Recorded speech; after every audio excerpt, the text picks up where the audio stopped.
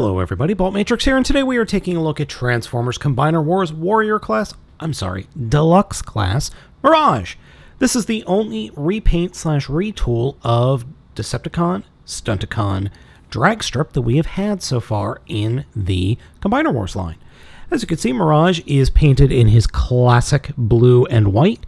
He comes with the same weapon as Dragstrip, which is the gun sword thing, which he can wield as a sword and slightly wield as a gun, even though it looks ridiculous, and the combiner port, or combiner bit, which is in this nice, shiny chrome. I like the chrome a lot.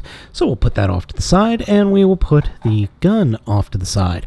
Now, I have Mirage transformed a little bit differently from Dragstrip in this mode, with his, well, that's because of some issues we'll get into, and I have his feet flipped forward. You can flip the feet down to get some better feet going, but my figure has a little bit of a quality control issue, and that has to do with not the knees, but the legs. You see how much play there is here in the legs? It makes him a little bit wobbly and a little bit not top heavy, but it makes it hard for him to stand sometimes in certain poses. Poseability is exactly the same as Dragstrip. Ball joint in the head that is very tight, ball joint in the shoulder, swivel above the elbow, over a 90-degree bend at the elbow, torso articulation, hip articulation is a ball joint, swivel below the ball joint there, almost 90-degree bend at the knee, and that's about it. Overall, he's not too bad looking. I do wish they filled in the screw holes. I can do that myself, obviously. And I do kind of wish there was just a little bit more paint on this guy. Just a little bit more. But overall, it's an actually really good looking figure and a fantastic redo of an already decent Dragstrip figure. Head sculpt is quite nice and Head sculpt is fantastic and is definitely Mirage. Unfortunately, no light piping, but that's okay, I can deal. The only qualm I have with the head sculpt is it's not exactly Mirage. There's no flare at the bottom of these vents here on his head, but otherwise, it's really, really good. Mirage's transformation is exactly the same as Dragstrip's. If you think there's any difference, there isn't. First, sandwich the legs together and turn them 180 degrees at the hips. Flip up the fists into the forearms and collapse the shoulders down along the length of the body.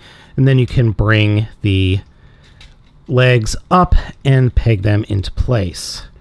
And sometimes that's a little easier said than done, but once you get everything slid into place correctly, it's all good to go. Then turn the head 180 degrees, flip it into the spoiler in the back, and then flip that forward. Oh, first turn it around and flip it forward, and then put the head into place. And we end up with a very nice rendition of the original G1 mode of Mirage. It's not perfect, mind you. Mirage was definitely, or his original G1 mode, was definitely more smooth and less flary here on the sides. But otherwise, this is perfectly serviceable for a Mirage. It actually more reminds me of the Mirage from Transformers RID, as opposed to the G1 Mirage. Circuit Racing 62 is a nod to the original figure. And we have an Autobot here at the front with number 62. As I said, it works pretty well. Not exactly G1, but it works just fine.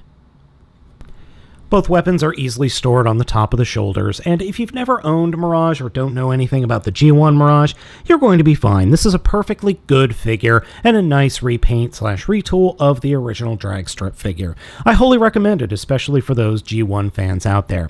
So gang, I like this figure. It's definitely worth picking up, especially if you can't find a Dragstrip anywhere. As always, I have been Baltmatrix, asking you to like, comment, and subscribe, and please be sure to check out my next video review.